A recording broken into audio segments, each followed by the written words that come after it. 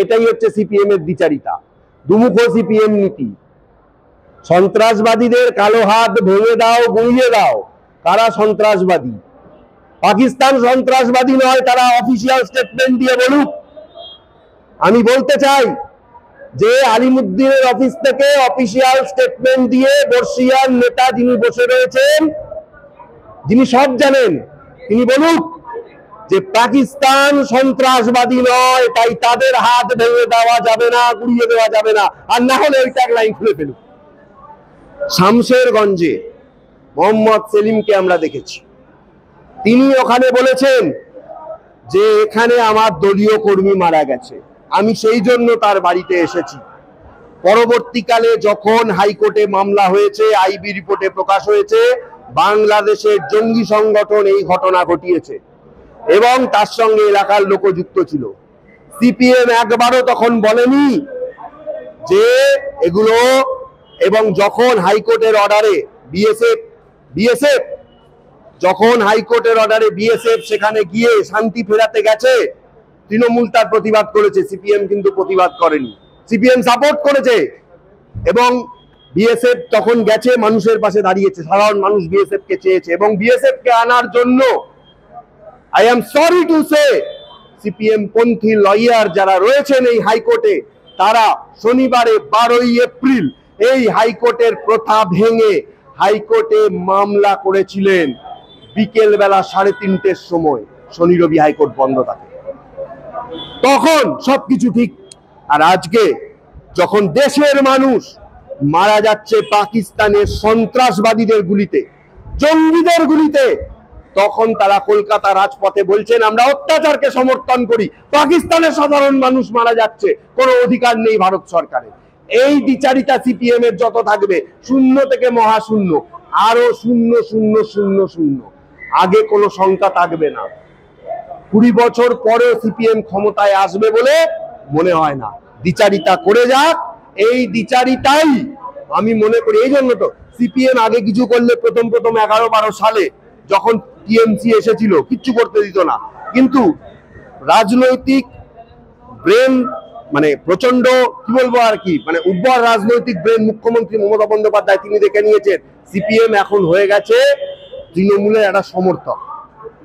CPM এমন কিছু করবে, এমন কিছু বলবে যেটা উনিও মনে মনে বলতে চান, কিন্তু প্রকাশ্যে হয়তো করতে পারছেন না।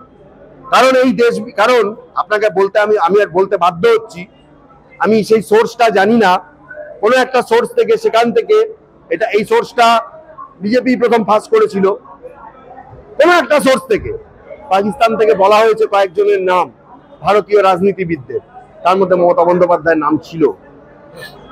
এটা যদি অসমর্থিত সূত্রে, এটার কোনো সত্যতা বা কোনো ফুটেজ আমার কাছে নেই, কিন্তু আমার কাছে এটা শোনা কথা এবং এটা বাস্তব বলে তারা দাবি করছে। যদি এটা সত্যি হয় তাহলে আপনি বলুন সিপিএম এর সঙ্গে টিএমসির একটা ঘোরতর যোগ রয়েছে, যার জন্য আপনি দেখবেন এখন সিপিএম কোনো মিটিং মিছিল কোনো কিছু করতে হলে আর কোনো বাধা পায় না। সেটা অন্য প্রসঙ্গ, কিন্তু এই প্রসঙ্গে আমি এটাই বলবো যে শামশেরগঞ্জে জঙ্গিহানা হয়েছে, এটা আইবি রিপোর্টে এসেছে, সেখানে নিজেদের দলীয় কর্মী মারা গেছে বলে বিএসএফ যখন দাঁড়িয়েছে নিশ্চুপ সিপিএম, অথচ যখন দেশের মানুষ মারা যাচ্ছে পাকিস্তানের লোকদের জন্য তারা গলা ফাটাচ্ছেন একদম রাজপথে দাঁড়িয়ে। অত্যন্ত দুঃখিত যে এরাও বোধহয়, আমি মনে করি এরাও বোধহয় প্রকৃত এরাও দেশ বিরোধী, যার জন্য এরা এই ধরনের কার্যকলাপ করতে পারে। সবকিছু তদন্ত করে দেখা উচিত মনে হয়, হতেই পারে। কারণ মার্ক্সবাদের যে কালচার, সেটা আমার দেশের কালচার নয়। তারা চায় ওই কালচারটাকে ইন্ডিয়াতে নিয়ে আসতে, কিন্তু সেই কালচারটাকেও একদম ধুয়ে মুছে সাফ করে দিয়েছে তারা। মার্ক্সবাদ সন্ত্রাসবাদের বিরুদ্ধে কথা বলে, সাধারণ মানুষের কথা বলে, সন্ত্রাসবাদের বিরুদ্ধে কথা বলে। তাদের ট্যাগলাইন সন্ত্রাসবাদীদের কালো হাত ভেঙে দাও, গুড়িয়ে দাও। সিপিএম বলুক পাকিস্তানি সন্ত্রাসবাদী নয়। আমি এটা জানতে চাই, আলিমুদ্দিন বিবৃতি দিয়ে বলুক, আলিমুদ্দিনের যারা বয়োজ্যেষ্ঠ লোক রয়েছেন, যারা একসময় দীপশিখা হয়ে জ্বলতেন, যারা একসময় পশ্চিমবঙ্গকে আলোর প্রদীপ দেখাতেন, পশ্চিমবঙ্গকে নতুন দিশায় নিয়ে যেতেন, সেই লোকগুলো আজকে স্টেটমেন্ট দিয়ে বলুক পাকিস্তান সন্ত্রাসবাদী নয়। এছাড়া মানুষ তাদেরকে দেশদ্রোহী ছাড়া আর কিছু ভাববে না। এবং এই জায়গায় আমি বলবো রাজনৈতিক ফায়দা বিজেপি নেবেই এবং নিয়েওছে, কিছু করার নেই। এই ধরনের কার্যকলাপ এখন যা পরিস্থিতি, সিপিএম অবশ্যই দেশদ্রোহিতার কাজ করছে বলেই আমার মনে হয়। অবশ্যই তারা সাধারণ মানুষের পাশে দাঁড়ানো উচিত ছিল। সিপিএম বুঝিয়ে দিতে চাইছে তারা শুধু দলীয় কর্মী ছাড়া অন্য কারোর বাড়িতে যায় না, সেখানে অন্য সাধারণ মানুষও মারা গেছে, কই তাদের বাড়িতে তো মোহাম্মদ সেলিম যাননি।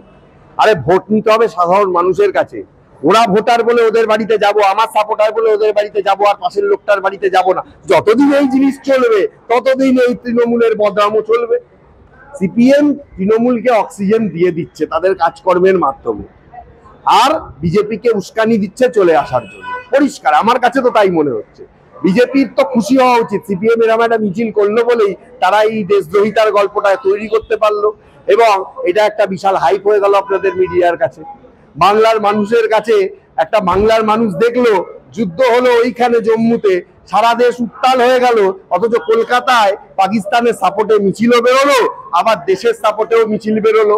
দুটো দল নিজেদের মধ্যে মারামারি কাটাকাটি করলো, করে নিজেদের একটা বিশাল বড় কিছু প্রমাণ করার চেষ্টা করলো। সিপিএম এর এখন দেখুন, বিজেপি দেশের ক্ষমতায় আছে, বিজেপি আজকে পুলওয়ামার যে ঘটনা, আপনি যাই বলুন তাই বলুন, রাজনীতি নয়, ওই কল্যাণ বন্দ্যোপাধ্যায় যত যাই বলুক বা ট্রাম্প যাই বলুক না কেন, যা করে নিয়েছে, এবং আপনাদেরই চ্যানেল আজকেই একটু আগে আমি দেখছিলাম তারা বলছেন, নাম বলেননি, বলেছেন বহু কংগ্রেস নেতা গোপনে যোগাযোগ করছে বিজেপিতে আসার জন্য অপারেশন সিন্দুর দেখার পর এবং প্রধানমন্ত্রী কালকের ভাষণ শোনার পর। কি হবে জানি না। তো এই কংগ্রেসেরই বন্ধু তো সিপিএম, ওই একই ব্যাপার আমার রাজ্যে। তো এইখানে ব্যাপারটা হচ্ছে যে আরো একটা ব্যাপার কিরম বিচারিতা দেখুন, মনে পড়লো হঠাৎ করে দুটো বিষয়। হ্যাঁ, মনে আছে আজমল কাসব, যাকে পাকিস্তান থেকে এসে যে মুম্বাই হামলায় বিস্ফোরণ ঘটিয়েছিল, মুম্বাইতে বিস্ফোরণ ঘটিয়েছিল, কে ছিল তখন ভারতবর্ষের প্রধানমন্ত্রী?